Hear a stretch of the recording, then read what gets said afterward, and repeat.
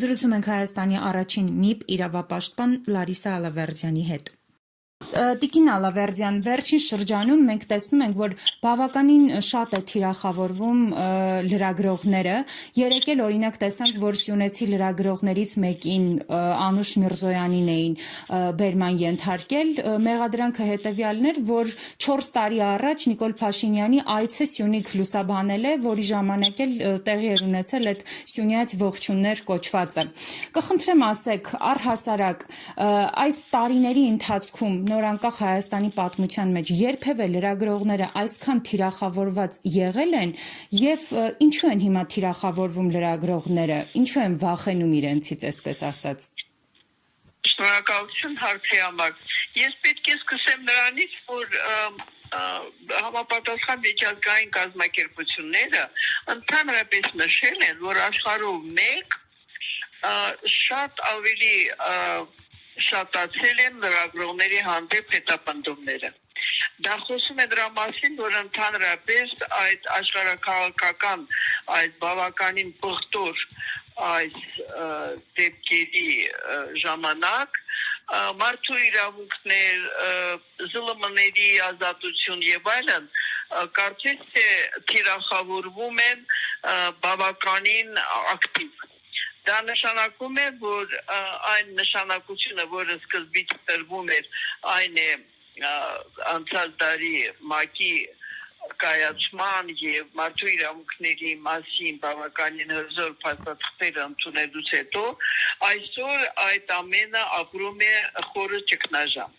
Ինչ վերաբերում է Հայաստանի Հանրապետությանը, դա ընդհանրապես առանձին մի դեպք է։ Ինչ եմ ուզում հիշեցնել։ Հիշում եք, տարբեր ժամանակներին, հենց 2018 թվականին, ինչ այսպես լուտանքներ, ինչ չափից դուրս ավելի կոշտ արտահայտություններ, այն ինչ որ ես հենց ժամանակվանից ասում եմ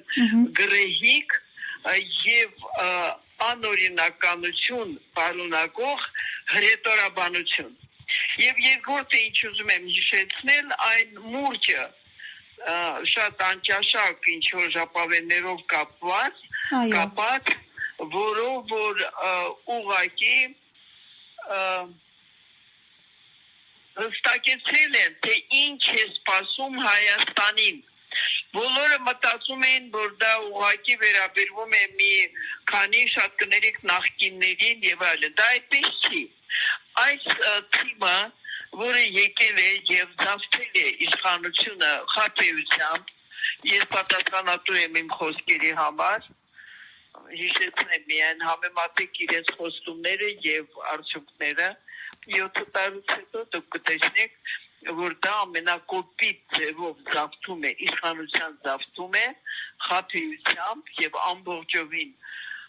ժողովրդին մոլորության մեջ գցելով։ Հիմա այդ մուրճը ես հիշեցնում եմ նրա համար, որ այն ժամանակ շատերը կարծես թե շնորհակալություն չտվեցին, բայց դա ամենագրեհիկ ձևն է իշխանության ավելի շուտ կառավարության ղեկավարի կողմից եւ այսօր դա իրականացվում է։ Դա այսօր իրականացվում է, դուք չեք նշել լրագրողների հանդեպ, ոչ, այդպես անթակույց, այդպես գրեհիկ, այդպես կոպիտ ձևով, դուք ասում եք հիմա տարբեր, այսենք ջերբակալում կամ բայց դուք գիտեք, որ ինչպես է պատասխանում իշխանության ներկայացուցիչները, մասնավորապես ազգային ժողովի քաղաքացիական պայմանագիր խմբակցության անդամները, ինչպես են առնչվում, ինչպես են խոսում լրագրողների հետ։ Դա խոսում է ոչ միայն նրա մասին, որ դրանք անդաստիրակ են, անկիրթ են եւ այլն, ոչ, դա խոսում է նրա մասին, որ նրանք եկել են դրա համար, իրենց բերել են դրա համար, որ Հայաստանը դարձնել միջնադարյան մի ինչ-որ միավոր, որտեղ մարդու իրավունքների մասին կարելի է միայն խոսել, ինչպես ասեմ, որպես իղձ, որպես ցանկություն, այլ ոչ թե որպես առօրյա։ Եվ այս առումով ես կարծում եմ, որ ԶԼՄ-ների մասին երբ որ խոսում ենք, եկեք մենք բոլոր դեպքերում տարբերակենք այն ԶԼՄ-ները եւ գումարած սոցցանցերը, որոնք ուղղակի ծրսկեցին, այն ներմուծեցին այդ հակամշակույթը հայկական իրողության մեջ։ Մենք փաստորեն գործ ունենք ոչ միայն իր պարտականությունները ազնիվ մղումներով եւ նպատակներով իրականացնող ԶԼՄ-ների հետ, այլ հենց նրանց, ովքեր սպասարկում են ահա այդ անսիրտ, անդաստիրակ եւ այլ երկրների շահերը սպասարկող թիմի հետ։ Եվ ասում են, որ շատերը ուղղակի այսպես պաշտում են տվյալ դեպքում վարչապետի պաշտոնը զբաղեցնող անձը, ես կարող եմ հիշեցնել, դա այդպես չի։ Նրանք, ովքեր որ քողարկվում են այդպես սիրահարված, ինչպես ասեմ, լինելով այդ անձին, նրանք ուղղակի սպասարկում են թուրք, ադրբեջանական, ցեղասպանական քաղաքականությունը, որը ունի հստակ դիտում, անպայման չի բոլորին կոտորեն, ուղղակի ոչնչացնեն հայկական այդ էությունը, ինքնությունը եւ դարձնեն Հայաստան հանրապետությունը, պետությունը դարձնեն տարածք, որը ուղղակի կդառնա Թուրքիայի կամ Ադրբեջանի կցորդը։ Տարածք, կրկնում եմ, դա չի նշանակում, որ չի ունենա ձևական ինչ-որ մի կարգավիճակ։ Աշխարհում հիմա այնքան երկրներ կան, որոնք որ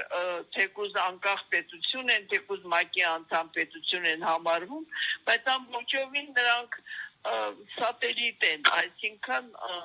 պարզապես ենթարկվում են եւ սպասարկում են այլ ավելի ուժեղ պետությունների շահերը։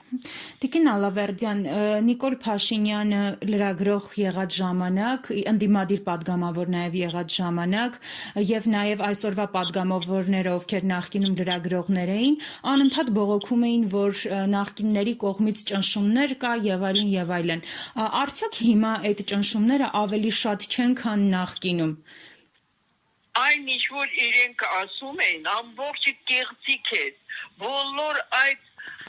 միջև անգամ որոշ ինչ-որ բացասական երևույթների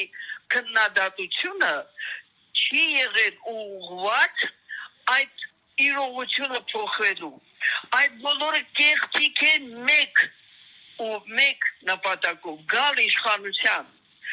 Ես ուղղակի զարմանում եմ, որ մինչև այսօր դեռ մարդիկ կասկածում են, թե ինչին է ծառայում այդ ձեր ասած անձի ամենահայատյաց դեղին թերթը, հայկական ժամանակը։ Ինչի այսօր է, որ այդ հայատյացությունը երևում է, որովհետև երբ որ դուք ասում եք, որ լրագրողներին հետապնդում է, շատ պարզ պատճառով, որովհետև իրենց առաքելություն են իրականացնում, խոսում են այդ ամենի մասին, այնպես որ իրենց այդ քննադատությունը այն ժամանակ կոպեկ չարժե, նրանք չէին քննադատում երևույթը, նրանք քննադատում էին այն անձանց, որոնք իշխանության էին եկել եւ իրենք ուզում էին ինքները գան եւ ավելի խայտարակ ձևակերպումներով եւ դրսեւորումներով նսեմացնեն ԶԼՄ-ներին, մանավանդ ազատ խոսք տանող ԶԼՄ-ներին։